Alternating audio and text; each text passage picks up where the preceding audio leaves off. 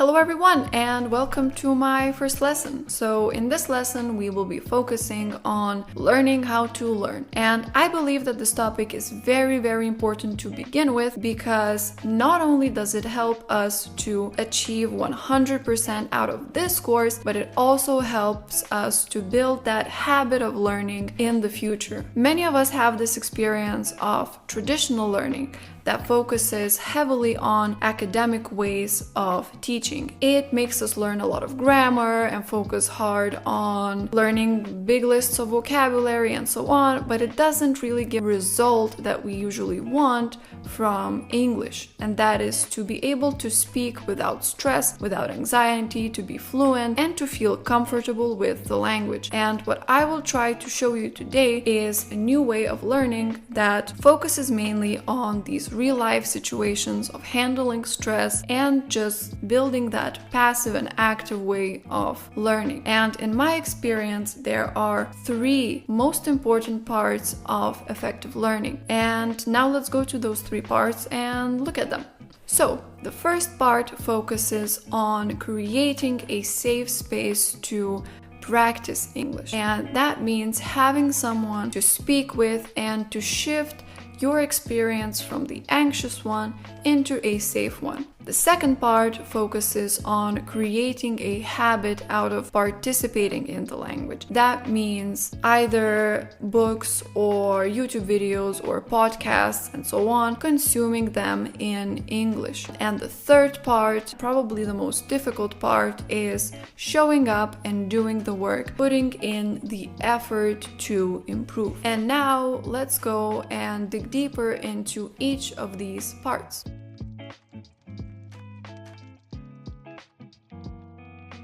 So, the first part focuses on creating that safe space to practice this language. What I mean by that is, for example, when I work with my students who struggle with anxiety in speaking, is that first of all, I would say the first couple of lessons just focus on practicing in speaking. That means I ask them a lot of questions and we're speaking at their level. I don't try to scare them or to correct their mistakes, but I just accept their level, I accept them in that language, and what that really does is that it shifts that experience from being an anxious one into being a safe one. I would say that this is probably the most important part out of all the three, because many of us have this experience of either in a workplace situation or we're traveling where we're speaking in English but we forget all of these simple words, or we don't know how to ask a question, and it does really affect our confidence. This type of practice, it really helps us to understand that everything is okay and that there is no problem with our level. Nobody really focuses on our mistakes apart from us focusing on those mistakes. So my advice would be find a tutor or a friend or a family member who you can trust and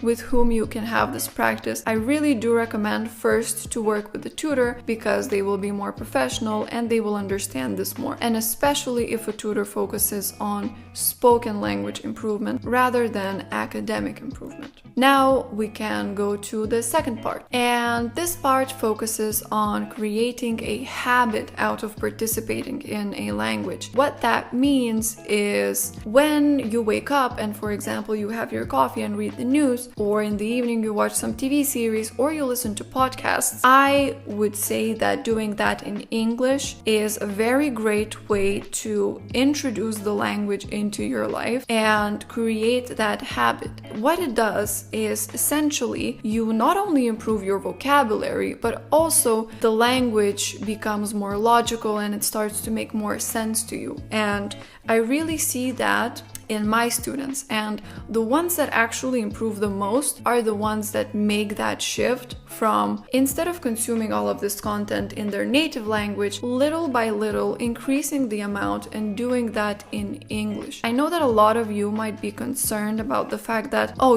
my level is not so great, and what if I don't understand those words? What if I don't understand this sentence? That is something that you shouldn't focus on. What you should focus on is, do you understand the main idea? And if you do, then it's all great. What that does is basically you don't understand some words. That is absolutely natural and normal. With time, after hearing a certain word 10 times, 100 times, you will know what it means just from context. And this is a very, very great way to learn passively instead of doing exercises that you don't like, that are boring, but learn passively through context. Of course, for that you have to understand the main idea, but if you do, this is a very great way to improve your language without putting in this crazy amount of effort. In the beginning, you can do that very slowly, and you can do only 15 minutes per day. As long as you're comfortable, you can increase that time each week. Just have that improvement little by little. It is a tremendous amount of help in improving vocabulary and improving the logic of understanding the language. As I said, creating that habit little by little is probably one of the most effective ways to learn words rather than trying to learn these huge lists of vocabulary.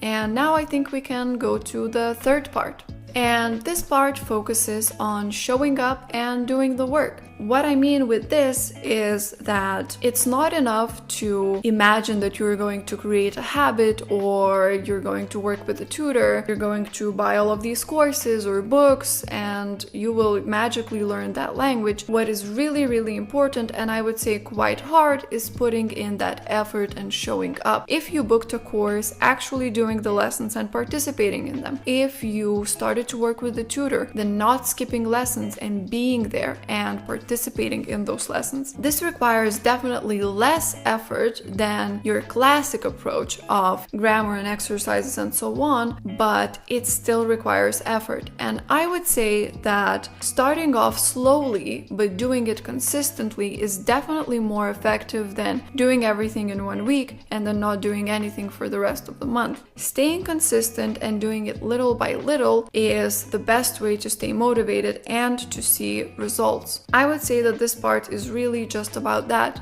just about showing up, being there for yourself, trying to stay motivated and not pushing yourself too hard to the point where you start hating that experience of learning. So staying consistent, checking up with yourself how you feel, and showing up and doing the actual work to improve. Now that we have talked about these parts in more depth, I would say that we can recap and see what we have learned. So again, these 3 parts of learning are, first of all, creating that safe space to practice, shifting the experience from an anxious one into a safe one. That way, giving yourself confidence and comfort in participating in this language. Second part is creating a habit and building a routine with this language to help yourself passively improve your vocabulary and understand the logic of the language. The third part is showing up and doing the work,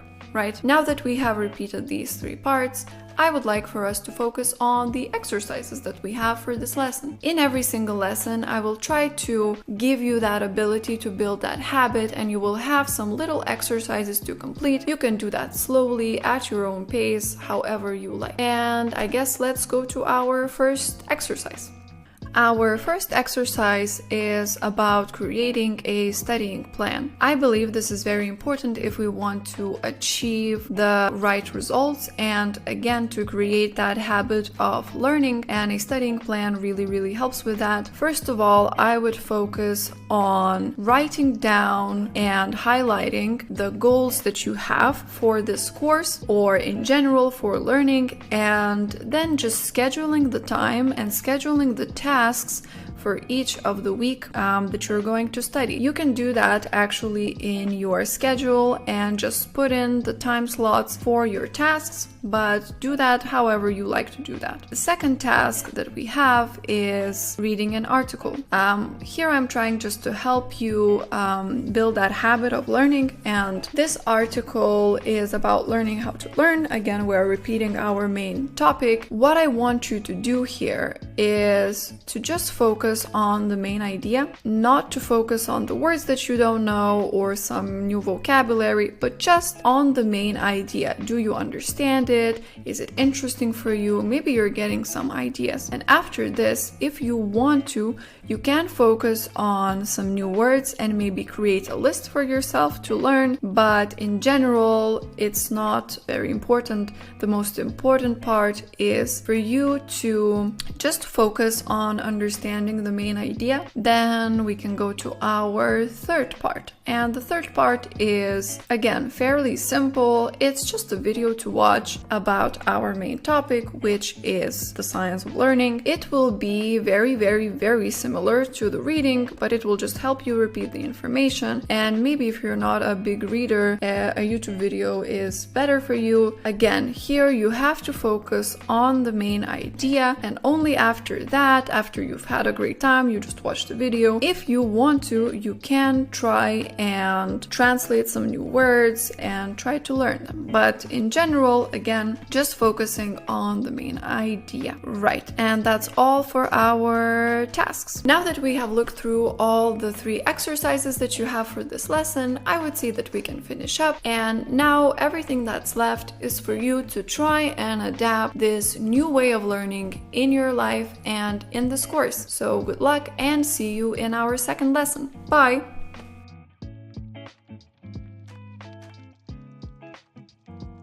Hello everyone, and welcome to our second lesson. So in this lesson we will be focusing on interviews. I would say that this lesson is really, really important because it is the focus of this course, and many of us know that in order to get better pay and have better career opportunities, very often we need to work in international companies, and that's where people who are not native English speakers can have some difficulties. And in this lesson we will try to go through some ways that you can put yourself ahead and prepare for the interview in a way that helps you succeed and get the position that you want. So we will focus on the preparation process for the interview, the common questions you can get asked, the questions you can ask for the HR, and also how to answer the questions that HR asks you, as well as going through the interview itself, the process of the interview, and how to handle the stress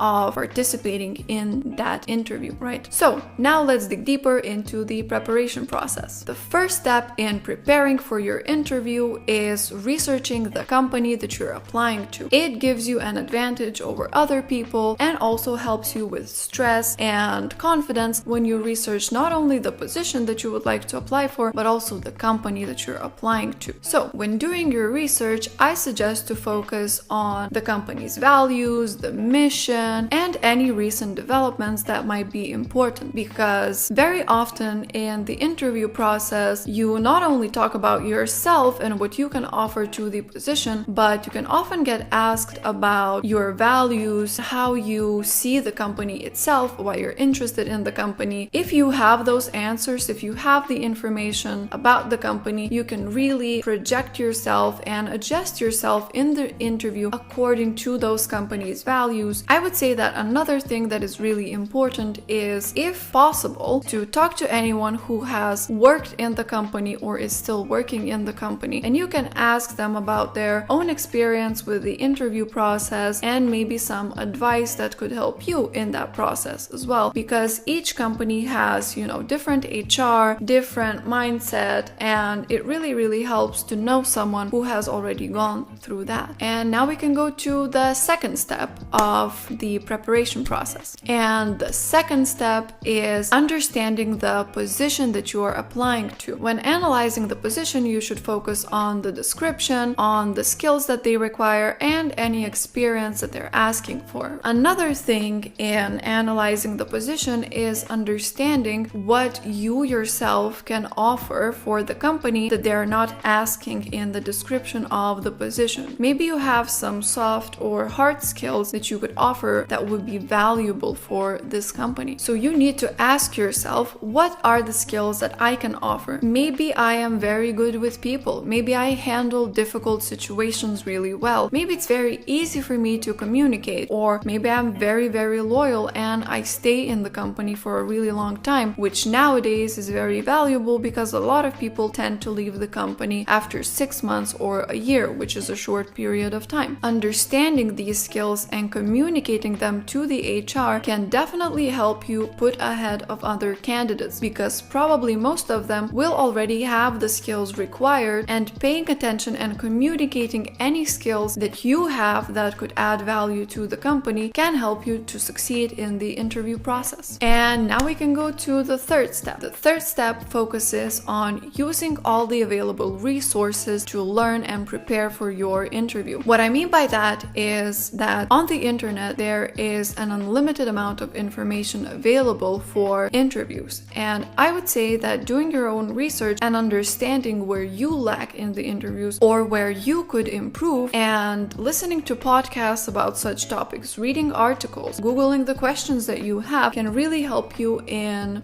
this preparation process. In this lesson you will find my favorite options added, and you will have them for homework and for tasks that you need to complete. But if you have any specific ideas of what would help you, definitely focus on that and do your own research. Search for podcasts in YouTube, or put your energy and focus on the material that I will give you in this lesson. I would say that if possible, it is really helpful to take a day or two, or maybe just a couple of hours, and really go through these podcasts and articles. Focus on the vocabulary that they are using. Focus on the questions that they are talking about, because usually these are the people that are the best of the best, that have experience in hiring and have experience in the interview process. And listening to them, again, does give you that advantage over other candidates, gives you confidence because you are preparing, and helps you to maybe find out some things that you don't know about the interviews. Also gives you some lessons in the success of the interviews, which is very important for you personally to ace those interviews and succeed. Now that we have finished with the third part, we can go to the fourth one. And the fourth part focuses on understanding, are you qualified for the position you're applying to? And it's definitely not a problem if you're not 100% qualified for the position you're applying to, because you can definitely take some courses and enroll in some programs before applying, or you can let HR know that you are currently studying or you have a lot of motivation to study. So analyze the requirements for the qualification. If possible, I definitely recommend taking a week or two and studying for the position. If there is only one specific position that you would like to work in, you can take even a longer period of time and learn anything that you need to learn to feel confident in the application process. But definitely don't stress. I know a lot of people who apply to positions without having all the qualifications, but they are usually very motivated people, and HR can feel this, and you can always let them know that you're willing to study, that you're studying now, and you're willing to improve to get this position. So I would say that these are the 4 most important parts that you need to focus on in order to prepare for the interview. And now we can look through all the questions that HR can ask you, how to answer them, and the questions that you could ask HR yourself. And before we look through all of these questions, I would just like to say that one really important thing is to focus and think about how you would answer these questions, because I will only give you some examples of common answers, but you will have your own personal experience, and it is definitely very important to focus and understand how you can take advantage of your own answers. And this is where language can really help you, because you can say things in a very simple way, or you can say things in a way that helps you sell yourself to the HR, right? One way to do that is when thinking about questions that HR could ask you in your specific position, you can think about how I would answer these questions. What skills do I have? What experience do I have that puts me ahead of others? And how I could express that in a way that sells my idea. Now that we have looked through all the questions, let's look at one more very, very amazing thing that you can do to ace your interviews and succeed in getting the position of your dreams. And that one thing would be to have a trial interview and to practice with someone your interview process. And you can definitely do that with a professional that focuses on interview training, or you can do that with a tutor that knows and maybe specializes in spoken English or has experience in helping people prepare for the interview. What this does is that it really helps you to, again, be more confident and handle the stress, but it also shows you maybe some weaknesses that you have during the interview or things that you should focus on in the preparation. So having that practice can really help you put yourself ahead of others, and also you might get some personalized notes from the person that you're practicing with. But of course you can do that with a friend or anyone that is willing to help you, but I really do recommend doing that with a professional. And you can find some people that could help you on Preply. There are some amazing tutors that specialize in a lot of different topics, or you can contact me and book a private lesson, because I as well help prepare for interviews. And now that we have talked about this amazing thing, which is having the trial interview, I would say that we can go to the tasks that we have for this lesson. As I said, we will be focusing on some podcasts and articles, and now we can go and look through our first task.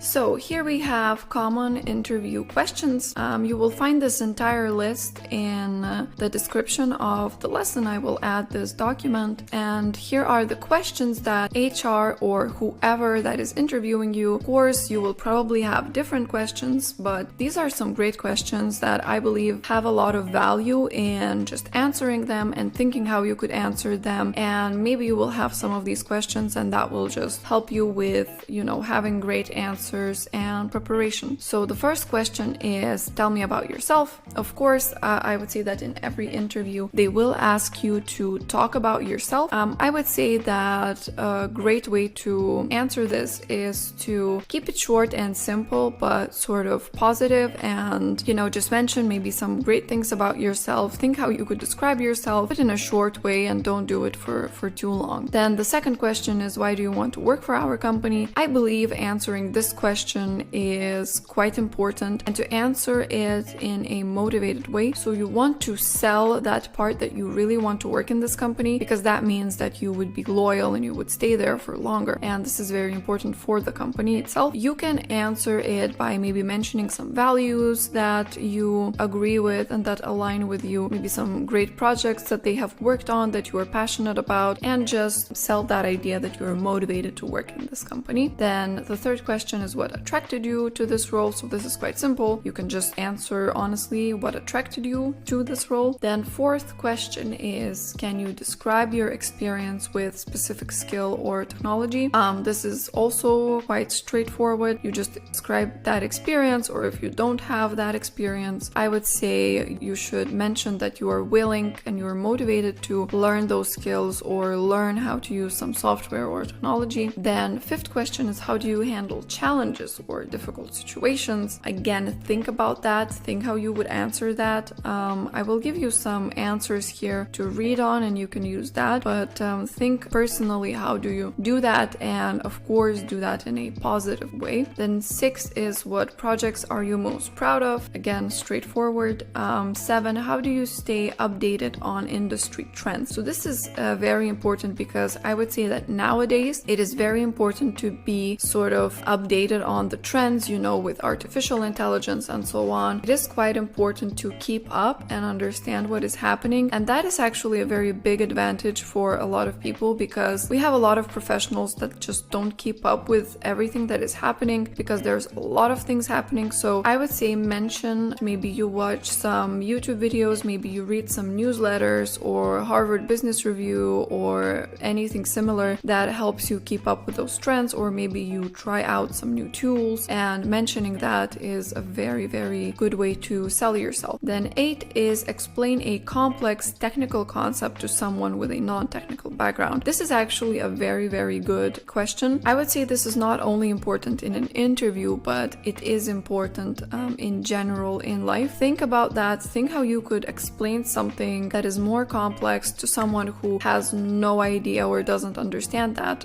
concept at all. Yeah, I would say that this is quite important. Do that not only for the interview, but just for yourself. There's a lot of value in this 8th point. Then 9 is how do you prioritize tasks and manage your time? This is fairly simple. You can watch some productivity videos on YouTube. Think about how you could answer this question. Then 10 is tell us about a situation where you worked in a team to solve a problem. Here they want to check your team skills. So of course, think about how you handle working with a team and answer that honestly. 11 is where do you see yourself in 5 years? This is also a very great way for HR to check your motivation and if you are highly productive person. So this is great opportunity to sell yourself. I would describe this in a very positive way, and all the things that you want to achieve, where you see yourself in career, mention those things definitely. Describe that to yourself before the interview. This is really, really helpful. Then 12 is what do you know about our products or services? Again, they want to see how much you know about the company. If you do know a lot and you're interested in the company, you have done your research, that shows them that you're motivated to work there, that you want to work there. So again, you are above the candidates that don't know anything about the company and come there unprepared. So again, read and research the company before you go there. Then 13, how do you approach learning new technologies or skills? This is, again, for them, it's very important that you understand innovation, that you understand where the world is now when it comes to all of these new technologies. And with AI, this is moving very, very fast. And for them, it is important to know that you can keep up. So you have to show that you actually can keep up. You understand all of these new technologies and you have the skills to deal with them. 14 is what's your experience with Agile or Scrum methodologies? Some of you maybe have no experience with this. So I do suggest doing your research and read some articles or watch some videos. There is plenty of information out there. So read and think about your answer, how you could answer that. There is a chance that nobody will ask you that, but in general, I would say it's important to understand Agile and Scrum methodologies. Then 15 is, can you provide an example of a project that didn't go as planned and how you handled it? So they want to understand if you can accept failure and if you can learn from that, because of course there are a lot of people who are overconfident or not confident enough, and they just want to check if you are at that level where you are able to accept and understand that you can make mistakes and you will make mistakes, and it is important to show that you know how to handle it and you know how to learn from that. That is all with these common interview questions, and then we have answers. I'm not going to read this because these are just examples, but definitely go through this and read and think about how you would answer them, and maybe there is some vocabulary that you could use for your own answers, and this is a great way to prepare. And now we can go to questions that we can ask in our interviews. It is a very important thing to prepare the questions that you would ask in your interview, because it does make you look more professional and it sells you in that way that you care about this position and you want to know everything, and it's not only them that are interested in you, but it's also you who is interested in them. So asking smart questions is a great way to put yourself ahead in this interview. So the first question is, can you describe the team dynamic and the working culture here? This is a very, very good question because it shows that you're interested. It shows that you're willing to work with the team, and the dynamic and the culture is important. And nowadays, working culture is quite a big thing, and every single company has a different culture. So it is important that it matches your ideas. The second question is, what opportunities are there for professional development and advancement within the company? This again shows that you are motivated and you do want to develop and advance in your career. It's important to ask that of the company. Third question is, how do you handle employee feedback and performance reviews? It is quite important to have that if you want to improve and grow. So asking this of a company and clarifying is a great way to show that you're willing to grow. The fourth question is, can you share more about the projects the team is currently working on? Fairly straightforward question. 5 is, what are the key qualities you're looking for in an ideal candidate for this role? Again, shows that you are interested in this role. Pretty straightforward. 6 is, how does the company support work-life balance? 7, can you tell me more about the onboarding process for new employees? Also a great question to ask because onboarding is quite important. 8 is, how does the company stay ahead in terms of innovation and industry trends? Again, great question. Innovation and trends are very important nowadays, so it's important for you and for the company. 9 is, what challenges and opportunities do you see for the team in the upcoming year? 10, can you share insights in the typical career paths for someone in this role? Again, great, shows that you're willing to grow. 11, how does the company foster diversity and inclusion in the workplace? You can ask this question if it is important for you, but it's not necessary. 12 is, what are the next steps in the interview process? Also, this question helps you to prepare for the next steps and also shows your interest. 13, can you provide more details about the day-to-day responsibilities of this role? Straightforward question. Good to know that, of course, before you accept the role. 14, how does the company handle remote work and flexible scheduling? You can ask that if it's important for you to work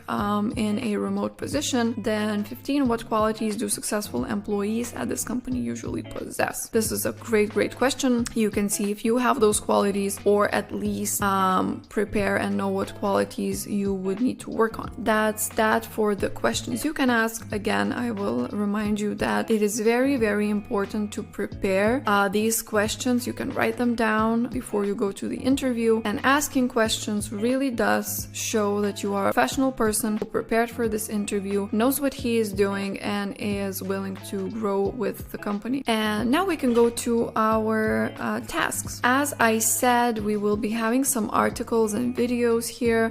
The first task is to read an article, right? And this article is pretty straightforward. It's 10 common job interview questions and how to answer them. It's from Harvard Business Review.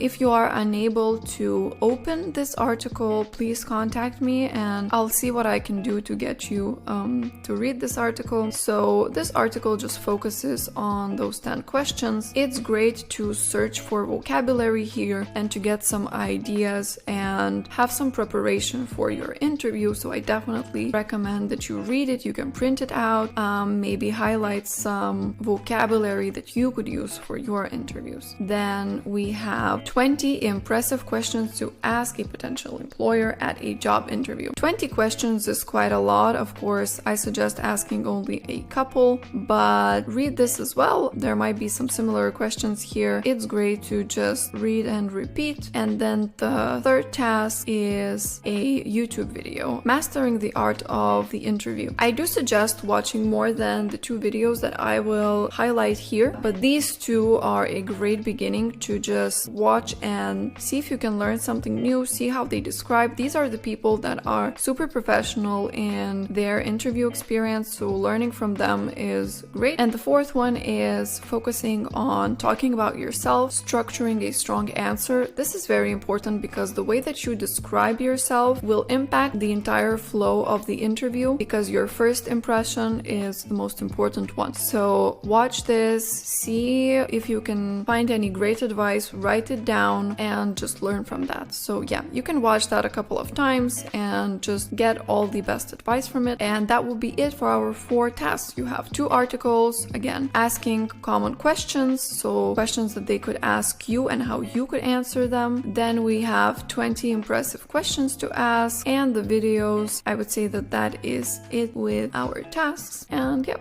So now that we have looked through these tasks, we are at the end of our lesson, and I would just like to say that if you really do all of these 4 important things for the preparation of the interview and also have that trial practice with someone, do your research and work on this entire process, I believe that you are ahead of most people, because as I said, a lot of people get the invitation and the next day they are in their interview, and that really damages their ability to succeed. So if you do all of this, you're not only helping yourself with stress and confidence, make yourself seem more professional, but you also greatly improve your chances of succeeding and getting that position that you are after. And with that, I would say that we can finish up our lesson. I will see you in our 3rd lesson, and bye!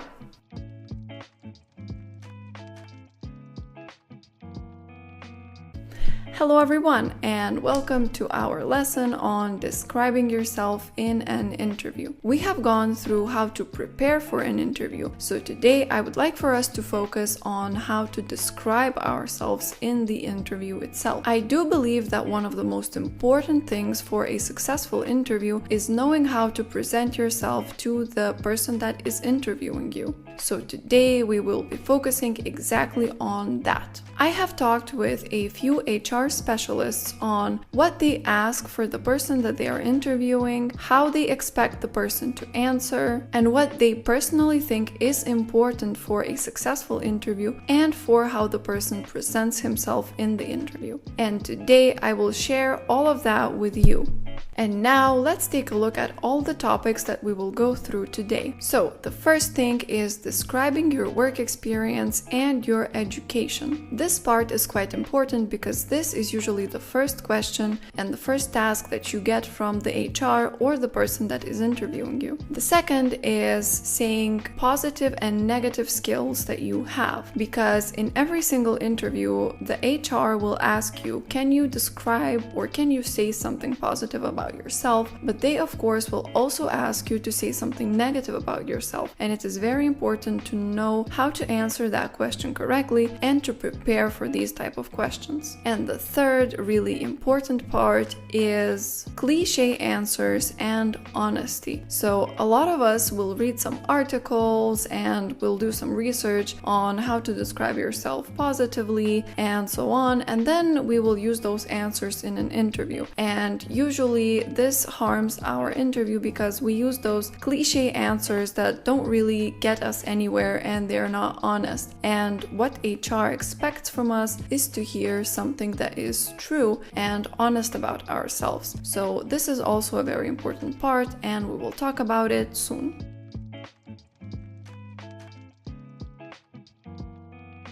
Now that we have looked through all of these points, we can go and dig deeper into each of these parts. So the first part is describing yourself to the HR. A lot of us make the mistake of thinking that we should make the answer personal, and so we start talking about ourselves rather than our experience in the workplace and our education. And what HR wants to know is how you are at work and what kind of experience do you have, and not who you are as a person, at least in this beginning or in this first instance. So what you should focus on first is describing any relevant work experience that you have. So you should think about where have you worked and how long have you worked there and what kind of experience did you have, or maybe you have learned something from that position and so on. This is the relevant information for the HR to know more about you and more about your work experience. As well, any internship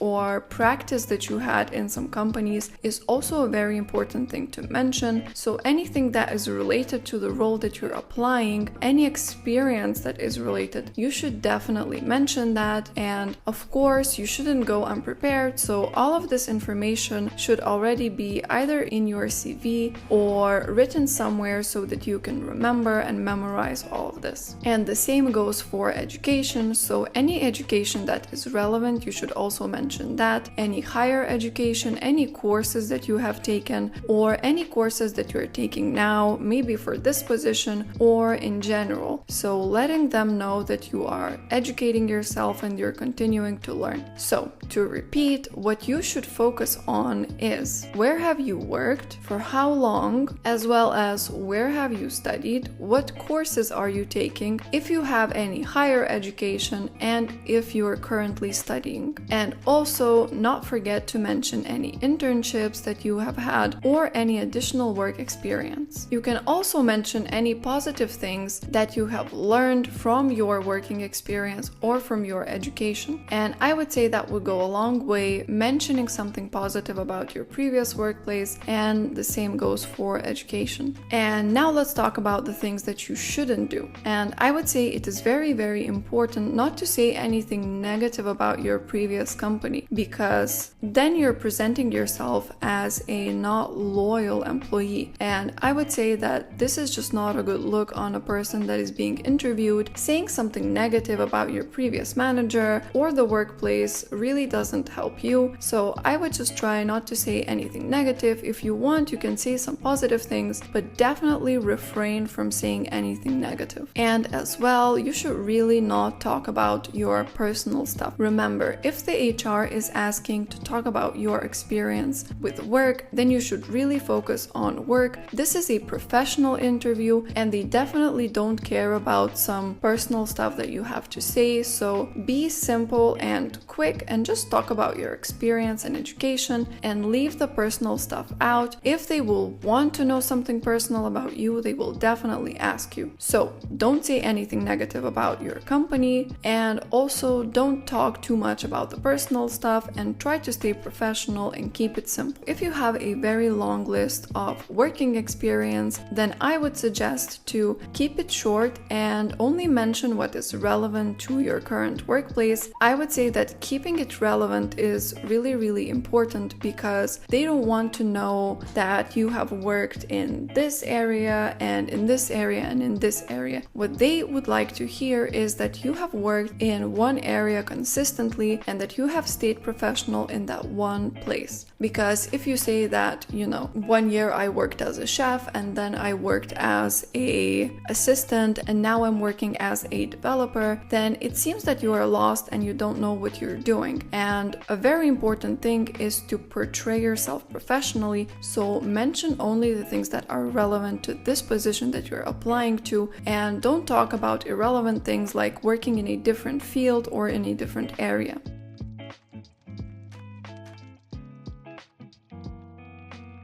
So now that we have talked about the work experience, we can go ahead and dig deeper into understanding how to say something positive about yourself and also how to say something negative about yourself. I would say that with this, it's very, very important to be original and to not use any cliche answers. Because usually people, when asked about saying something positive about themselves, they will say something like, I'm a team player and I'm this and this, and they will use all of these usual answers. And sometimes those answers are okay if they are true, but I would try to say something more personal and original so that HR would know that you're confident in being yourself and that you know yourself as well. So to understand any positive skills that you have, you should first think about that and analyze those skills. I would say that you can answer a few questions about yourself that will help you to get a deeper sense of those positive skills that you could mention in an interview. And those questions would be, in my previous position, what were the skills that were most valuable by my colleagues, right? This type of question helps you understand what are the positive skills that in your new position your colleagues could value, right? So this helps you to understand what you can actually offer to the company that is useful. Then the second question would be, what soft skills do I have that benefit the company that I'm applying to? When answering such questions, you should definitely think deeper and try to get the sense of what you want to say. So when you're focusing on the soft skills, think about it. Think what were the moments where you really thought, oh, so this is the skill that I have and this is nice and this benefits the company and I'm really great at doing this. Or maybe you have heard some compliments from other people and you can write it down and note that these are the skills that I have. Maybe you're really good with people, or maybe you know how to deal with difficult situations. Maybe you know how to respond emotionally to other people. Maybe you're very good at controlling your emotions. So these are all the things that are worth analyzing before the interview. And the third question would be, if people would have to say one positive thing about me, what would they say? So these questions are really, really good to understand the positive side of who you are, and that should not be very difficult because most of the people already know some positive sides that they have. The positive part is a lot easier to understand than the negative.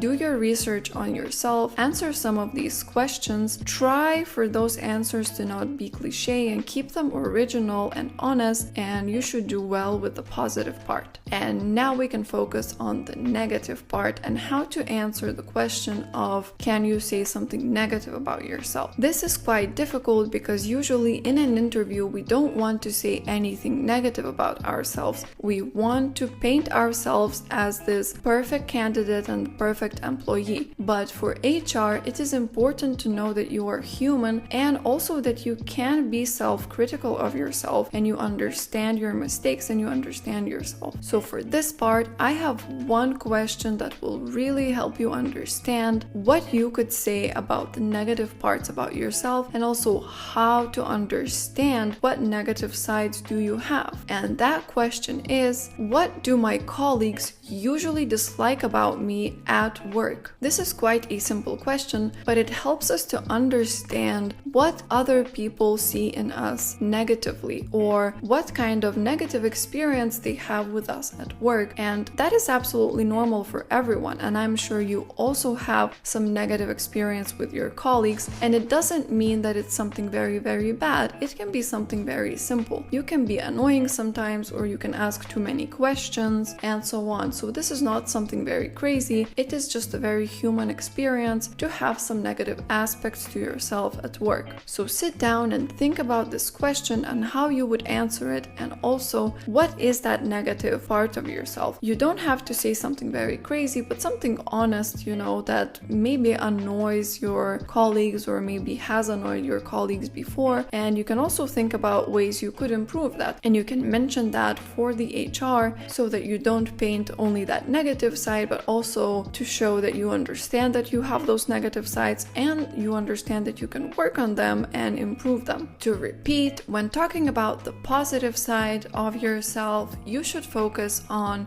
what is useful for your workplace to know, right? So any positive aspects of yourself that would benefit the workplace and that you would like to share. And when trying to understand the positive skills that you can share, try to analyze them at home, research them, and keep it original, keep it simple, and don't use cliche answers as much as you can. And with the negative side, just answer that one question to yourself. Think about how you can be annoying to your colleagues, write it down, try to understand that negative part, try to understand how you could improve it, and as well mention that to the HR.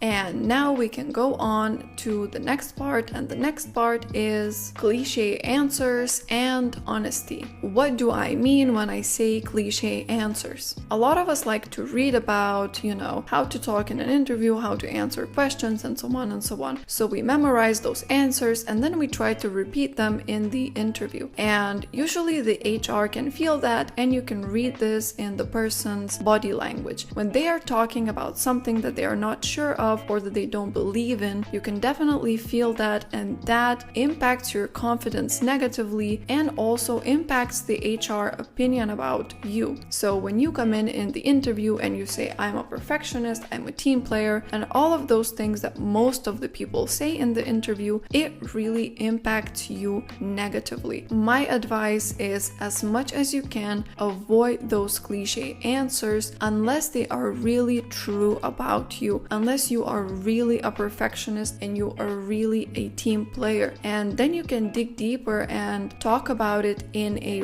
real sense of what it means to you and how you behave like this in the workplace. But saying anything that just sounds positive doesn't really get you anywhere. The most important part of this is being honest about who you are in the interview. And if you don't have anything positive to say about yourself, or if you don't have any real answers about yourself, then you need to do a lot of research on yourself. And this way, avoid those cliche answers that don't get you anywhere. So this is fairly simple. Having cliche answers usually means not being honest and not being real. So we avoid cliche answers and stick to something original that we have understood about ourselves in the research process, in the preparation process for this interview. And I also want to talk about honesty. When I talked with those HR specialists, all of them said that honesty is the most important part of the interview for them. If they sense that the person is not speaking the truth or is trying to paint themselves in a better way than they actually are, usually HR doesn't consider them as good candidates. And those people who come in and are honest and real usually are more confident and trust themselves more, and in the end, they are usually the ones that are chosen for that position. And being honest can really help the interview be more easier for you, because when you need to memorize or say something that isn't really honest about yourself, then it usually shows up in your body and in your body language, and that affects how you look in the interview. And confidence is a really, really important part, and if you speak the truth, then it's a lot easier to be confident, because that's just how it is. You don't need to pretend. So honesty is also a key to being confident. That doesn't mean that you can't make some things about yourself sound nicer. That is absolutely normal, but I'm talking more about lying who you are, or about not having a full understanding of your skills. Being honest means speaking the truth, understanding your entire skill set, being able to be self-critical of yourself, and understanding your needs. So all of this is fairly simple. Avoid cliche answers, stick to being original and being your true self, and be honest and speak the truth about who you are, what you expect, and what you need from this company. And now let's repeat everything that we have talked about. So when it comes to interviews and when it comes to describing yourself, usually when you are in the room with the HR or when you are in a call, the first thing that they will ask about you is to describe your work experience, describe the relevant experience that you have had in the workplace or in education. And we talked about keeping it simple and avoiding any personal information that is not necessary for the HR. You should just mention, as we talked, your experience, how long you have worked, and only talk about the relevant stuff. Avoid anything that isn't necessary and is not related to the position that you're applying to. Then we talked about the positive and the negative sides of describing yourself. So during the interview, they will probably ask you how you could describe yourself and any positive skills that you would like to mention, and of course about the negative side. Keep it simple and do your research, understand the positive skills that you would like to mention, keep it original and honest, and that should do a great job for you. The same goes for a negative side.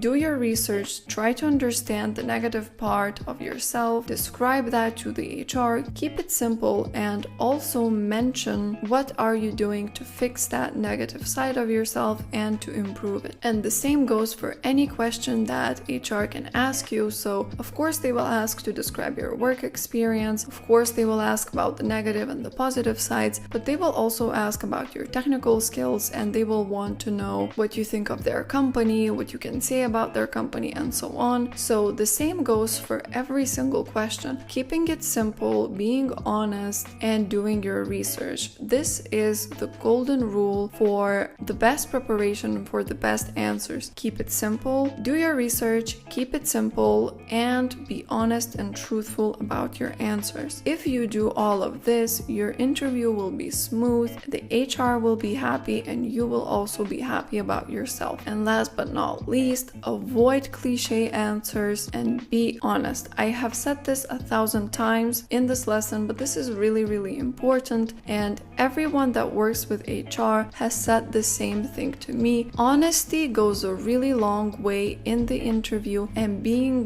real is super important. They don't want someone who is fake and doesn't want to give you real answers. So be honest and avoid those cliche answers. And with all of this, I can say that we can finish up, and I hope that all of this helps you understand yourself better and helps you to understand how to describe yourself for the interview and how to prepare for this part. So don't forget, do your research at home, prepare, write down everything that you can say about yourself, and positive and negative, and see you in the next lesson. Bye!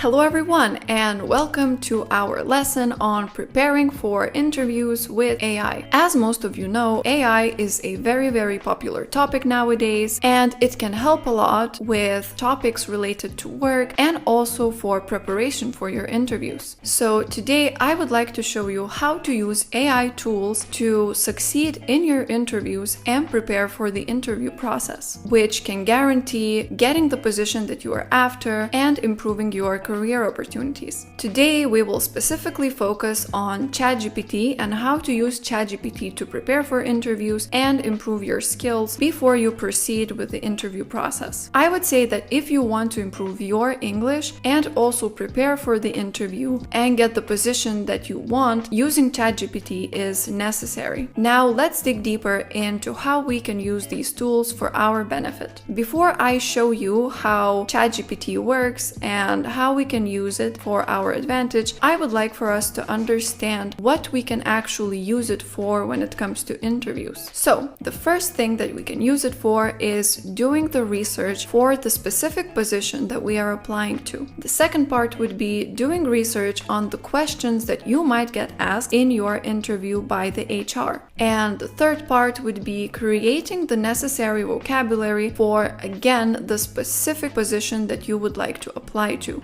That includes any terminology that you might not be familiar with or any new words. And the fourth part, last but not least, is having a trial interview with an AI assistant. This part is actually very, very, very exciting and also very helpful. So now that we have talked about these four parts that we can use for our interview improvement with ChatGPT, let's look deeper into each and one of them. So now we can look into this first part, and the first part is doing research on the specific position that you are applying to. Before you apply to any position that you desire, it is important to understand it fully. That means understanding what skills would be required in the position, what is valued in this position, and also what can you do maybe in a short period of time to improve your chances of succeeding in that. And also understanding, do you have the necessary skills, and what can you do if you don't have the necessary skills. And as you might have guessed, we can use ChatGPT to do that research and to understand the position fully, and also any of the values that we should know about. Now I will show you an example with ChatGPT how you could do that research yourself. So now I have my ChatGPT open, and we will look into doing research for a specific position. The way that I would start is understand the position that you are applying to, right? And it could be, let's say, marketing specialist, right? So now we can ask ChatGPT, hello, I would like to apply for marketing specialist position. Tell me more about it. So here we see the ChatGPT answer, right? And it says a marketing specialist position is a crucial role within a company's marketing department focused on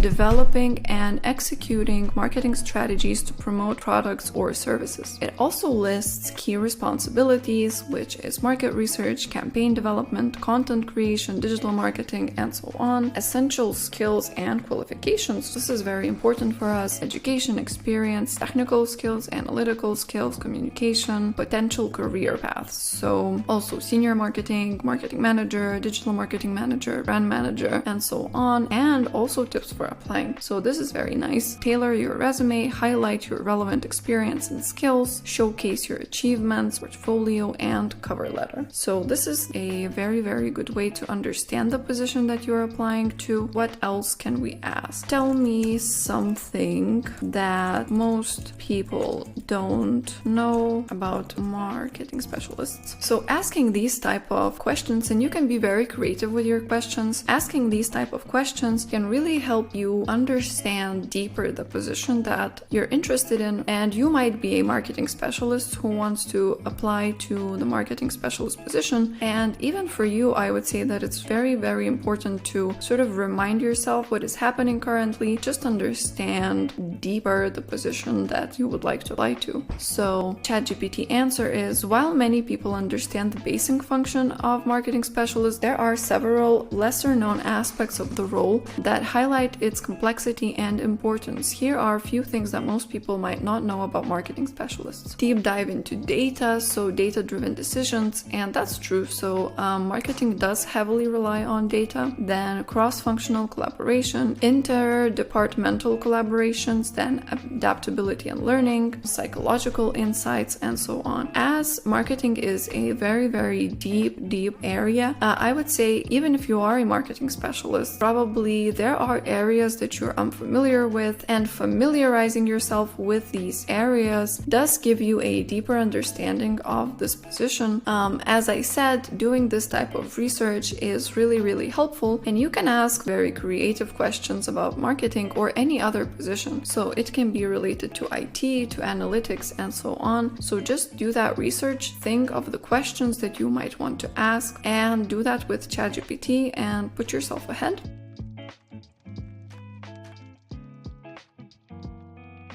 Now that we have looked through the first part, we can go to the second one. And the second one focuses on analyzing the questions that you might get asked in your interview. Since in this course, we're not going to look through every specific position, what I want to show you with this is that you can research these questions for your specific position, whether that is marketing or analytics or anything else. I would also like to say that it is very, very important to analyze those questions and understand them, because you never know what you might get asked in the interview, and preparing and also understanding the questions that you might have to deal with doesn't only help you with the preparation process and with feeling strongly in the interview, but it also helps you with your confidence, and confidence is a very, very important part of a successful interview. So now let's take a look at how we can use ChatGPT to understand the questions that we might get asked for a specific position in our interview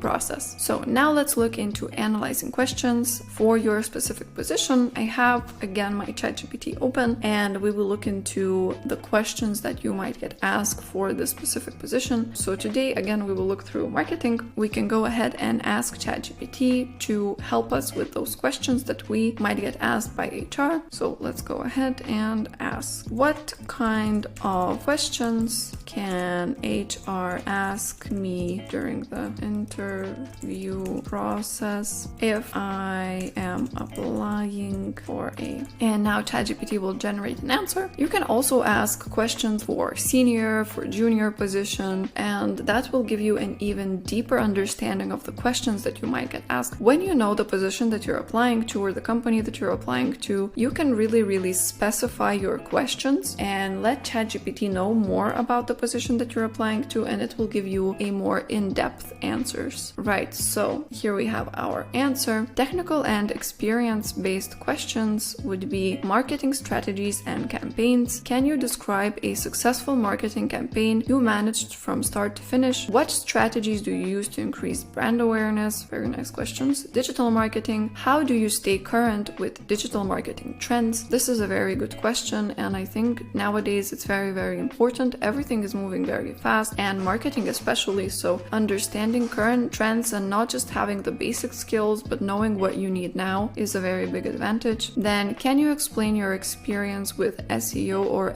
SEM? Give examples of successful strategies, data analysis, how do you measure the success of your marketing campaigns, so on. Content creation, can you share an example of content you created that significantly boosted engagement? Then we have behavioral questions, problem solving, and adaptability. Describe a time when a marketing campaign did not go as planned. How did you handle it? Team collaboration, project management, and so on. We have strategic and analytical thinking questions. We will not read all of these because you can read them yourself when you will be asking about the specific position that you're interested in. And then also a very, very useful thing for this and for you would be ask ChatGPT what would be the best answers for these questions. So could you give me a few examples of answers for some of these questions? And that's a great way for you to understand how you could answer these questions in a more professional way. So, question, can you describe a successful marketing campaign you managed from start to finish? An answer would be, one of the most successful campaigns I managed was for the launch of the new product line at my previous company. We started with extensive market research to identify our target audience and their preference. Based on this, we developed a multi-channel strategy, and so on and so on. So this gives you a very, very good and professional example of how you could be answering questions, and it's giving a lot of these answers for these questions, which is very nice. Another thing that I would like to mention with all of this is when you will be analyzing the questions that you could get in your interview, and when you will be practicing how you would answer them, or you will write the answers, I would say if you are not perfect with your language and you struggle with English, go to ChatGPT and copy paste whatever you have written from these answers and ask it to correct your mistakes and give you feedback on what you could improve with your answers, and then try to maybe not memorize but sort of practice and remember the mistakes you made and what you could improve in your language.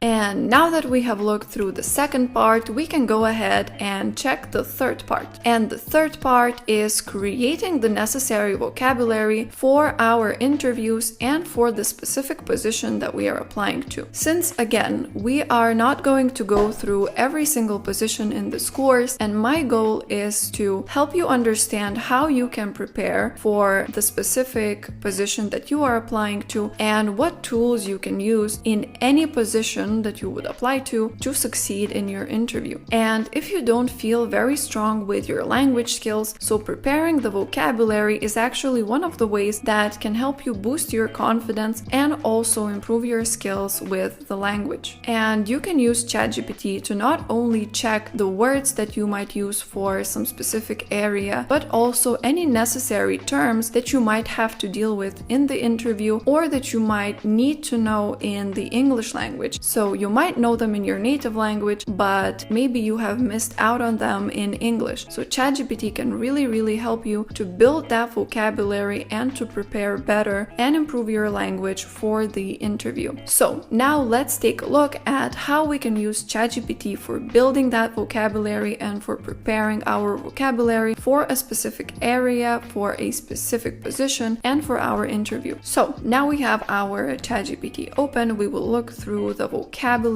that we could create for our specific position. We will ask ChatGPT to generate some marketing terminology for ourselves. So could you give me a list of 10 words, or better, of 10 terms for say digital marketing? And it will generate an answer. I would say if you don't specify what you're searching for in the vocabulary, it will give you pretty general words. So you can always specify, let's say for, managing a team, right? So that's more specific, or conversion rate optimization or something like this. So you can choose an area which would be, let's say, digital marketing, and then you can choose a more niche area in the digital marketing, right? And that can be, as I said, so here, for example, we have search engine optimization. You can ask for 10 terms used in search engine optimization area, right? And just have a more specific, more focused focused vocabulary, but here we have those 10 words, and we have SEO, search engine optimization, PPC, pay-per-click, CTR, click-through rate, then we have conversion rate, CPC, cost per click, CPA, cost per acquisition, ROI, return on investment, impressions, bounce rate, A/B testing. These are pretty general terms, but as I said, you can ask, for example, can you give me terms for SEO, something like this, and this will give you a more specified, more concentrated words for this area. And now we can see we have keyword, on-page SEO, off-page SEO, anchor text, meta description, title tag, alt text, SRP, search engine result page, canonical URL. Yeah, and also you have an explanation, which is very nice because instead of translating, you can just read the explanation, read the meaning, and understand the words. Yes, so this is a very, very good way to prepare and to build your vocabulary before your interview. You can also ask for useful terms for your interviews. For example, could you give me some useful terms for interviews as well? So there's plenty that you can ask ChatGPT, and it will give you quite good answers, which will help you to prepare for your interview. So behavioral questions, STAR method, competency-based questions, technical questions, cultural fit, soft skills, hard skills, elevator pitch, case study. These are all very good terms, and it is giving more than 10, so even better. I would say that this is a very great way to build your vocabulary, learn about any new terms, and also not forget that you can use it to check your grammar, to check your writing. So before you go to an interview, if you don't feel confident with the way you speak or the way that you use language, or with your emails when you are applying to the position, you can check your mistakes and you can ask ChatGPT to correct everything and to give you feedback, which is very helpful in this process. And that's about it.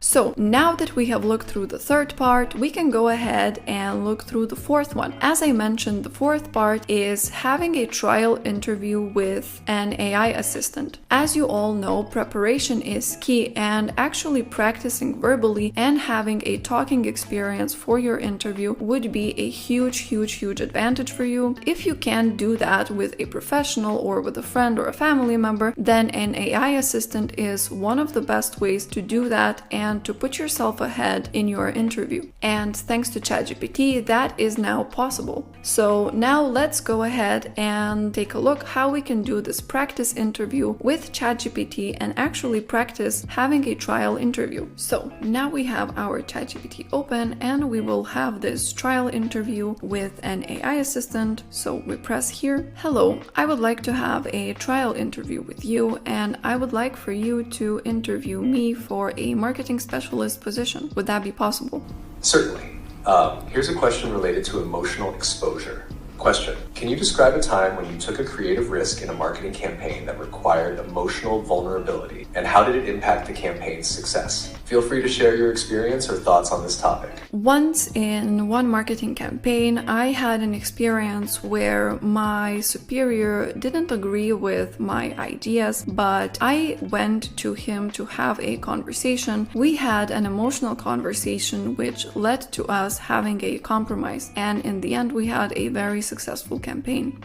It sounds like you faced a challenging situation with your superior regarding a campaign idea. It would be helpful to understand more about how the emotional conversation unfolded and how it impacted the campaign's direction or outcome. What were some of the key points discussed during that conversation? Both of us had very good arguments, so I shared my side of the story and my manager shared his. In the end, we were both able to understand each other. I would say that being honest was one of the reasons why this conversation was successful, and I guess this impacted the success of the campaign.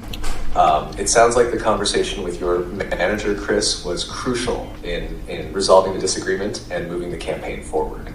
It's great that you were able to share your perspective and that Lana played a supportive role in facilitating a successful outcome. How did this experience influence your approach to handling disagreements or creative conflicts in future campaigns? Could you ask me a different question about a marketing specialist position? Certainly. Here's another question about marketing strategy. Question, can you share an example of a time when you had to pivot a marketing strategy quickly in response to unexpected market changes or customer feedback? How did you approach this challenge and what was the outcome? Feel free to elaborate on how you navigated this situation and the lessons learned from it.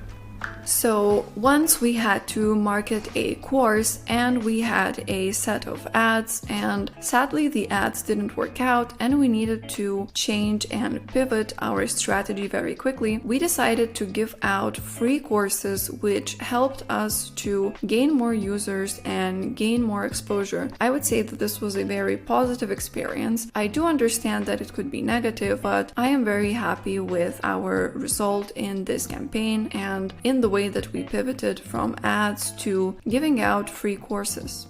It sounds like you had a positive experience leveraging free resources to quickly adapt and overcome challenges with non-functional apps, ultimately gaining more users and valuable experience. Could you elaborate on how you managed to turn the situation around and what strategies you implemented to achieve successful outcomes in the campaign and through the ads? Thank you. I would like to finish our conversation today. Thank you for having feedback and asking me questions. You're welcome. It was a pleasure discussing your experiences and strategies. If you have more questions or need assistance in the future, feel free to reach out. Good luck with your presentation.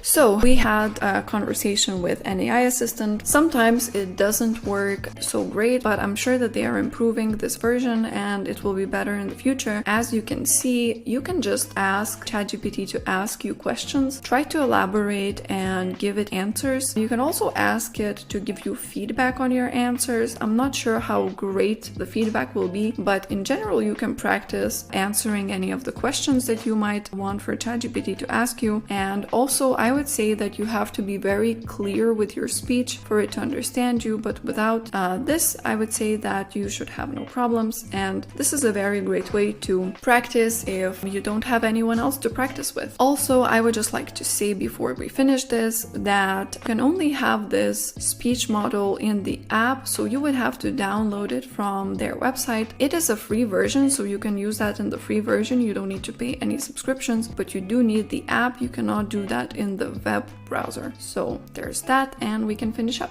So now that we have looked through everything that we can do with ChatGPT to help ourselves prepare for the interviews, I would just like to say that the preparation part is the most important part before your interview, and you should really focus on that. Focus on your skills, focus on your soft and hard skills, research them with ChatGPT, try to understand how you could communicate it better, ask ChatGPT to guide you through this entire preparation process. I am sure that it would do a very amazing job. You can even ask ChatGPT to be your assistant in the preparation process, and it will definitely do a great job and help you prepare for your interview. Definitely utilize that and try to get everything that you can from this resource. It is free, which is amazing, and as I said, you can definitely ask it to guide you through the entire process. You can ask it questions, help you prepare with vocabulary, help you prepare with what HR could ask you, and even practice for your trial interview. These are all amazing parts. The last thing that you need to do is actually do it and put it in motion and ask it to help you, and I'm sure that you will be very happy with the results. Now we can finish up, and I will see you in our next lesson. Have a great day and bye!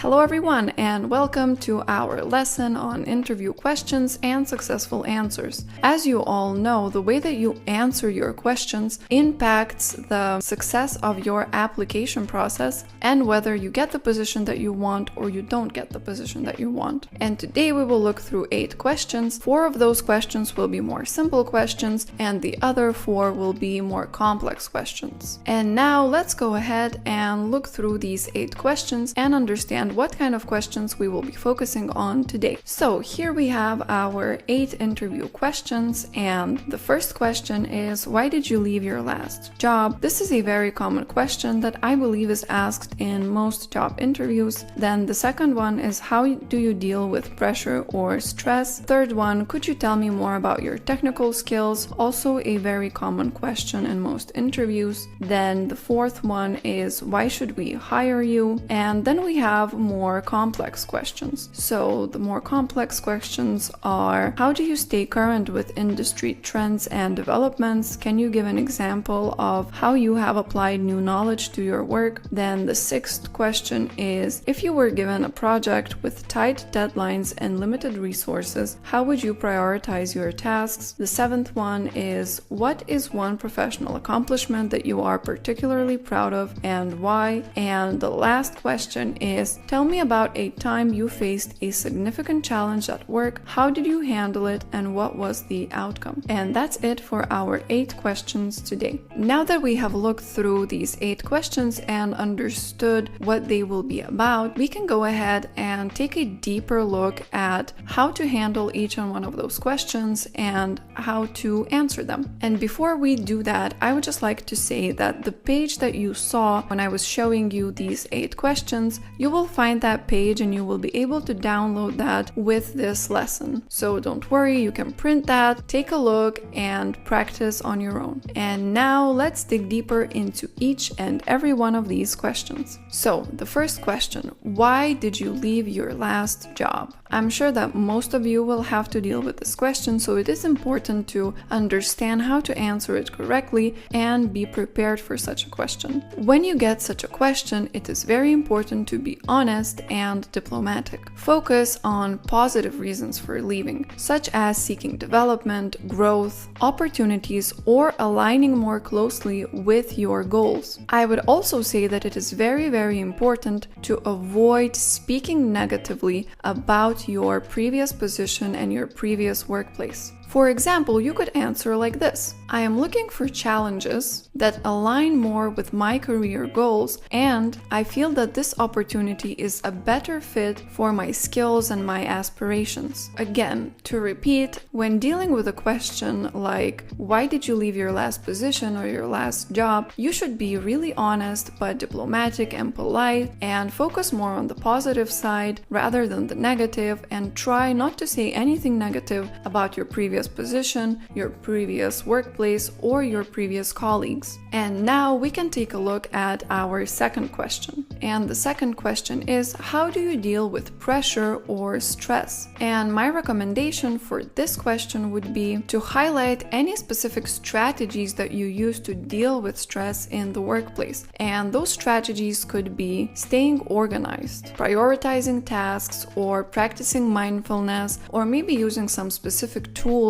that help you manage and deal with stress in the workplace. You can also provide examples of situations where you successfully managed high amount of pressure or high amount of stress, and as well maintain your performance. For instance, it could be something like, I manage stress by breaking down tasks into manageable chunks and focus more on solutions rather than problems. For example, in my last role, I handled multiple tight deadlines by creating a detailed plan and staying focused, which led to higher results and higher performance, as well as project being completed on time and not missing any deadlines. I would say that you should aim for a similar answer that isn't overcrowded, isn't too long, is very clear, and as well you give some examples, you explain how you deal with situations, and that gives a clearer view for the person that is interviewing you or for the HR. So to repeat, when speaking about pressure or stress, you should definitely focus on explaining any specific strategies or tools that you use to manage stress or to manage pressure, and as well share some examples so that it would be easier for them to understand how you deal with this, and also to visualize the process on how you work with those kind of situations. And now that we have looked through this second question, we can go ahead and take a deeper look at the third one. And the third question is, could you tell me more about your technical skills? And I would say this is the question that you really need to prepare for and try to understand what kind of relevant technical skills do you have. So my recommendation for this question would be to tailor your response for the position that you're applying for, focusing mainly on relevant skills for this position and for this job. You can definitely mention any specific tools or softwares or methodologies that you are great in. And of course, give the example of how you used them effectively in your previous roles. For example, I am proficient in this specific tool, which I use to streamline our project management process, resulting in a 20% increase in efficiency. And this is a great answer. It shows them an example of how you use the tool and what positive results you have achieved with that tool. And that's what I would like for you to do in your interview. Focus on the positive side and only use the relevant information when asked about technical skills. They don't care about any other tools that will not be used in this position, so try to mainly focus on the tools that you are proficient in when it comes to this position and this workplace. And of course, give them examples so that they can definitely understand that you know how to use these tools and that you can achieve positive results with them. And now let's go to the fourth question. And the fourth question is, why should we hire you? I would say that with this question, this is your chance to sell yourself. And here you have to emphasize your strengths, experience, and what sets you apart from other candidates. Why are you better than anyone else that they are interviewing? Tie your qualifications directly to the job requirements and explain how you can contribute to the company's success, because this can guarantee your success in your interview. So remain positive and show them why they should hire you instead of someone else. And an example for this would be, with my experience in the marketing area, a track record of having increasingly successful marketing campaigns, and my passion for the digital marketing industry, I believe can bring success and valuable expertise to your team and to this workplace. So this is a very great, simple answer that you can give them that showcases your strengths and the positive sides of what you can actually give them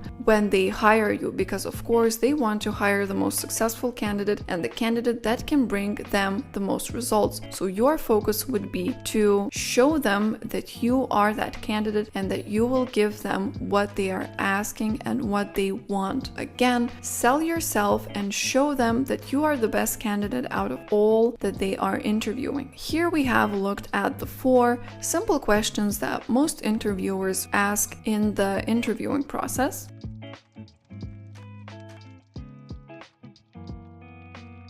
And now we can take a deeper look into the next 4 questions that are a little bit more complex and require a little bit more complex answers. So the 5th question would be, how do you stay current with industry trends and developments? Can you give an example of how you have applied this new knowledge at your work? So with this type of question, my recommendation would be, mention some specific ways that you keep up with industry trends, such as attending conferences, taking online courses, or reading some specific articles or newsletters. Provide an example of how you have applied this new knowledge or skills to improve your work or contribute to a project at work. For example, you could say something like, I regularly attend webinars and read industry blogs and try to get acquainted with any new tools that are released to stay updated. And recently I have implemented a new tool that I learned about from one of the blogs that I was reading, which improved the process of our new project by 30%. So this kind of implementation has greatly improved the success of my work and my team's work. And this kind of answer definitely shows them that you're interested in all of these new tools, that you do keep up with those industry trends, and of course gives them a positive example example of how you have applied this to your own workplace and to your own skills. And with such example, they can believe that you will do the same in your new workplace, which is a very attractive thing for them to consider when hiring you. And now we can go to the sixth question. And the sixth question would be, if you were given a project with tight deadlines and limited resources, how would you prioritize your tasks? And my recommendation for this type of question and the answers that you should have is discuss your ability to assess priorities, delegate tasks if possible, and focus on high-impact activities. Mention your ability to communicate clearly with stakeholders about the limited resources and deadlines. And the example that I would give for such an answer would be, I would first assess the project's critical tasks and prioritize them based on deadlines and impact. And I would as well communicate with my team and stakeholders to assure alignment of this project. In past projects, this approach was really helpful and guaranteed the success, as well as helped me meet deadlines and deal with any constraints that I had. So again, when dealing with such questions, you definitely have to discuss your abilities and mention what you can do and how you deal with such things, and of course give them examples so that they know that you have done this before and that this is nothing new for you. And now, when we have talked about the sixth question, we can go ahead and dig deeper into the seventh question. And the seventh question is, what is one professional accomplishment that you are particularly proud of and why? My recommendation for such a question would be, choose an accomplishment that is relevant to the position that you are applying to. Describe the context, describe your role, the actions that you took, and of course the outcome. Explain why it was significant to you, focusing on the skills and the attributes it demonstrates that are relevant to the employer and to this specific position. And an example of such answer would be, I am proud of leading a team to a successful new product launch that exceeded our sales target by 30%. It was particularly meaningful because it showcased my leadership skills and my strategic planning skills. When you will be thinking about these questions and answers, you should definitely think about your own examples and what you could say in such situation while using this advice. And now let's go ahead to our last question. That is the question 8. And our 8th question is, tell me about a time you faced a significant challenge at work. How did you handle it and what was the outcome? And with this question, they are trying to test your ability to deal with challenges. So my advice for this type of question and answer would be using the STAR, situation, task, action, and result method to structure your answer. And you can use that for many of the questions that we had. Briefly describe the situation or the challenge, explain what needed to be done, detail the specific actions that you took, and end with a positive outcome. And the example of that would be, in my last role, we faced a major issue with a client that threatened to delay our project. I organized a task force, relocated resources, and communicated regularly with the client. As a result, we resolved the issue on time and maintained the client's trust. When using the STAR method, you not only showcase the skills that you have when dealing with challenges, but you also show the positive outcomes that your skills can achieve, which is a very, very great way to communicate about challenges. And of course, definitely you can use this for any other questions that you might have, and you can tailor this methodology to your specific position when you will be analyzing these type of questions. And now that we have looked through all of these 8 questions, I would like to talk about the task that you will have for this lesson. You have to do your own preparation. Just watching the lesson and thinking about these questions is definitely not enough to prepare for a successful interview. Preparation and doing your own work is the key point of a successful interview and of you getting that position that you are after. So what I would like for you to do for this lesson would be to sit down and try to answer all of these questions while thinking about the specific position that you're applying to. It can be anything that you want: marketing, development, management. Just sit down, read each and one of these questions and my recommendations for answering them, and write down the answer that you would give for the interviewer when asked such question. Also, I would like to say that while writing your answer, I do recommend doing your own research and researching your own skills, thinking about them, maybe Googling and searching for the right answer or the right words to describe your skills. And after you complete writing these answers, my other advice and another task that I have for you is copying those answers and pasting them to ChatGPT to correct your grammar and ask for advice. This is a very good way to improve your English skills and improve your answers before you go to the interview. Just copy and paste those answers that you have written to ChatGPT and ask it to correct your grammar and give you any advice when it comes to your specific answer. And then read what ChatGPT gave you as an answer a couple of times, try to think about it, analyze it, and apply it to your own answers when you will be in the interview. As I said, watching these lessons and watching these videos is the smallest part. The big part is doing your own work, sitting down and preparing yourself, thinking about how you would answer these questions and how you would deal with them yourself. So don't forget to practice on your own and do your own research and work when it comes to questions. And now that we have talked about all of these questions and about your tasks for this lesson and your homework, I believe we can finish up. Again, I believe you have to practice on your own and definitely work with ChatGPT if you want to achieve the best results when preparing for your interview and also getting that position that you are after. I hope my strategy for answering these type of questions will help you through this preparation process. And with that, we can finish up. I hope you have a great day and bye!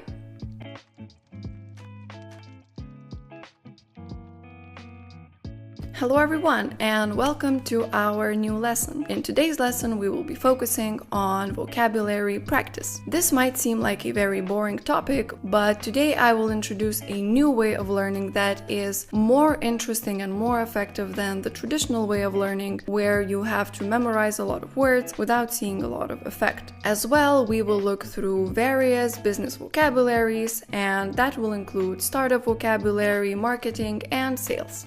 So, before we get into this new way of learning new words, I would like to say that I do understand that most of us have quite a negative experience when it comes to growing our vocabulary. And that is quite normal because in schools and with tutors, very often we learn new words not through effective ways and useful ways in our real world, but through ways like learning extensive lists of vocabulary and in the end seeing very little result because you try to learn 100 words and in the end, sadly, you remember only a couple of them. So today I would really like to focus on a way of learning words that is actually effective and useful in practice in real world and is a lot more enjoyable and useful for us. So now we can go ahead and dig deeper into this new way of growing our vocabulary effectively. So there are two main ways to grow your vocabulary: the passive way and an active way. The passive one focuses on building and growing your vocabulary through passive tasks like enjoying different type of content in English and learning words from context without putting too much effort, and doing that through joy and a good time. And the second one is the active way, and the active way focuses on learning new words through actual work and putting in the effort and scheduling the time doing exercises,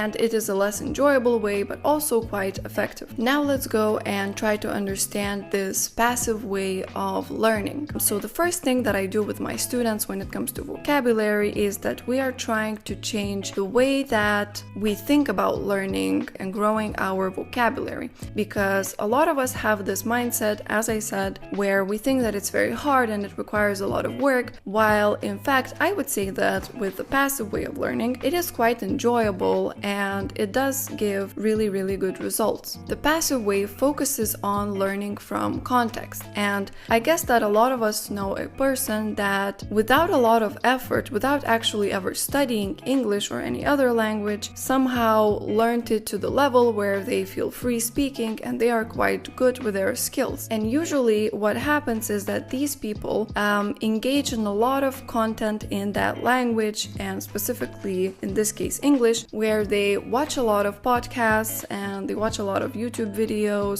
they enjoy watching TV series, and in general do their research and engage in content that is interesting and important for them in that specific language. And what happens there is that they learn a lot of words from context. Of course, you have to understand the main idea to be able to learn from context, because otherwise you will not be able to give meaning to those words. But if you understand the main idea, you are fully capable of learning from context. So the person watches a lot of videos about the topic that they are interested in, and of course they don't know some words, and that is absolutely normal, but with time, when they hear that word 10 or 20 times, they are able to understand what that word means without ever having to translate. And this way we passively build our vocabulary with time, which is a very enjoyable way, because there's a huge amount of very interesting content, and this is the way that I personally grew my vocabulary and still am growing, because I'm constantly always consuming content in English. Another part of this is the fact that you are having a good time. That means without any pressure, without thinking that, oh, now I must watch this and now I have to learn all of these words. No, you are engaging in the content that you actually enjoy even in your native language. This creates the psychological atmosphere for your brain to be able and to be open to learn, because if we put our brain in the stress position and it has to learn through stress, usually you will not see any effect, because if our brain is in stress or is working very hard, the brain puts itself in a survival position, and that means that it does not focus on learning, it focuses on surviving this experience because it is uncomfortable. So when we do something that we enjoy and we do that in a language that is not our native language, our brain is open to learning and open to registering these new words through context and giving them meaning. What we actually need to learn the passive way is, first of all, find the podcasts that you enjoy. You can listen to them in the car, you can listen to them at home, do that in the topics that you are actually interested in or passionate about. The same goes to books, the same goes to YouTube channels. Finding the content, doing it every single day, listening, watching,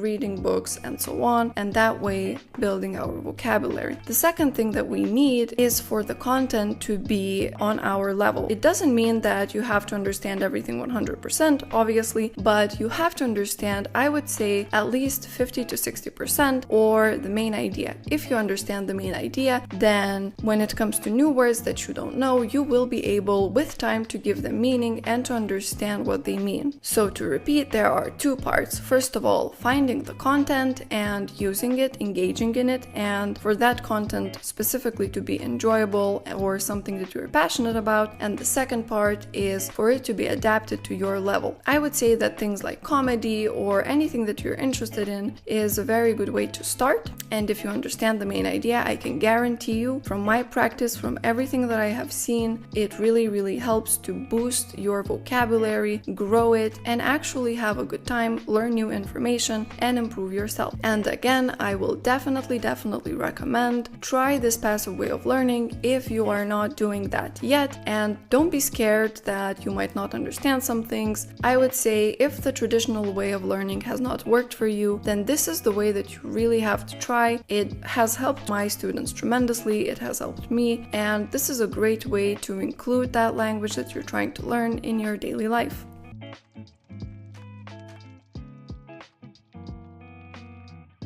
And now we can go to the second part of learning, which is the active way of learning. And the active way of learning focuses on actively participating in the learning of new words. What I mean by that is participating in different types of tasks and activities to learn the new words. And with this way, rather than having a good time and learning passively with time, you are actively sitting down, doing the work, trying to teach your brain to grow this vocabulary and to learn all of these new words. And nevertheless, this way is still very, very effective, and I would say it works very well combined with the passive way of learning. The way that we learn here is by actively participating and completing the tasks with the words that we are trying to learn. So for example, what I do with my students is that I give them different exercises that engage them with these new words. For example, if we have a 10-word list, what we will try to do is, for example, write a sentence with each of the given words, and that way what we're doing is that we're teaching our brain how to use these words. And this is way more effective than sitting down and trying to learn words from translations. This way you actually engage your brain and show your brain how it would be possible to use these words in different type of contexts. Another exercise would be to write a short paragraph, or to describe what you're doing right now, or write a journal, or any type of writing activity with these new words. So you take the 10 words and you try to write them in a coherent sense in a paragraph. And again, it does the same thing of teaching your brain how to use these words in different contexts and how you could use them in your own personal life. Another really important thing is to actively engage with these words through verbal practice. That means talking and trying to use those words either in the lessons that you're having or in any context where you have to speak English, and try to use these new words and adapt them in your own life. And last but not least, I would definitely suggest, if you have a list of vocabulary, for example the list from this lesson or the list that you have made yourself, is every single day to give yourself 10 minutes to repeat those words and try to think of the ways that you would use them. In what context, what sentence you would say, or Google their meaning, try to read something about them and try to understand their meaning deeper. Also, you can create a list of words while you're learning passively. For example, if you're not too lazy or if it doesn't give you very negative feelings, while you're listening to a podcast or watching a video, you could actually translate a couple of words, or even without translation, just write them in your notes and with time create some list and then try to do all of these exercises and tasks with those new words. Especially if you find this topic that you're listening to important and these words important for your own life. So, to repeat, the active way of learning requires for you to engage actively with the words that you are trying to learn. And you can do that by completing tasks, engaging yourself in writing activities with new vocabulary, trying to think with this new vocabulary, and express your thoughts and ideas with these new words. As well, as I said, you can combine active and passive way to maximize the results in the growth of your vocabulary. And that is a very, very great way to improve greatly in a short period of time.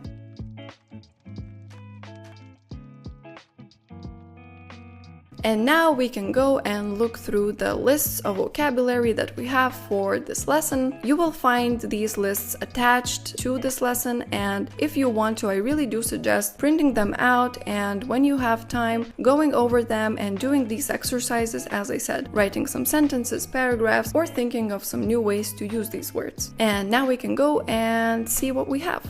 So here I have my Notion open and we have our vocabulary practice lists. The first one would be business terms. Here we have terms that are related to different types of businesses, and I would say that if this vocabulary is useful for you and you would like to learn it, to do that one step at a time and to learn 10 words and work with 10 words first and then continue on, unless you are capable of doing a huge amount of work and working with all of of these words at once, I would suggest to not overcrowd your brain and not overwork yourself. Then we can go to financial vocabulary. So in this vocabulary, we focus on the financial area of work, and this vocabulary I would say is quite useful even if you're not interested in the financial market. Again, I would say that if it's important for you to work with only a couple of words at a time, so let's say a list of 10 words here, and then continue on like this, we have words here like profit, loss, income statement, diversification, interest. These are very useful words for anyone that works in the financial sector or would like to work in the financial sector. Then we have management and leadership terms. These are also very important and very interesting, and since a lot of people apply to management or leadership positions, these are definitely important for you to learn if you would like to apply somewhere like management. We have the words and we have their meaning. If you don't understand the meaning, I would say as well that you can Google in your native language and try to understand what this means. Definitely do some research on the words that you are trying to learn and try to understand them deeply so that you wouldn't use them in the wrong context. Here we have words, of course, like leadership, management, smart goals, change management, and so on. Then we have marketing and sales, also a very popular sector to work in currently. Some of the words will be repeating definitely, but that is great because it helps you to learn better. Organizational culture, leadership styles, mentorship, these are all the words that you would find here. They are quite important, not only if you work in marketing and sales, but in business in general, because a lot of these sectors overlap in different types of businesses. So I would say working with all of these vocabularies would definitely help you get a better position or improve in the current position that you have at the moment. And then, of course, we have startup vocabulary. This also, I would say, even if you don't work in a startup, but you might do one day, definitely learning all of these words and working with them, or at least reading them and repeating them, is a great way to improve yourself. Again, this overlaps with a lot of businesses, and being able to communicate clearly or understand what other people are saying to you definitely helps you in your career. So as I said, here we have all of these business terms, financial vocabulary, and other lists of vocabulary. They are all very useful. You might not need all of them, or you might know some of these words or most of these words, but going through them and repeating them definitely helps us and you to grow your knowledge and also understand others and be able to navigate the world of business and the world of startups, marketing, management, and so on. So now that we have looked through the vocabulary lists for this lesson, I would say that we can finish up. And for the last note, definitely look through all of these lists. If you can, print them out and try to work with them. Even if you feel like you are great and you don't need to repeat them, definitely we still forget a lot of the words that we use in our daily life or that we know, and repeating them does give us the chance to remind ourselves of the useful words that we could use in our workplace. Or if you are preparing for an interview, then definitely look through these words, because you might need to use them in your interview, or the interviewer might ask you something while using these words, and it will help you to understand them. And on this note, I guess we can finish up. I wish you success in growing your vocabulary, and I hope that these new ways of learning that we have looked through today will help you, and the list of words will also improve your skills in English. Bye, and see you in the next lesson.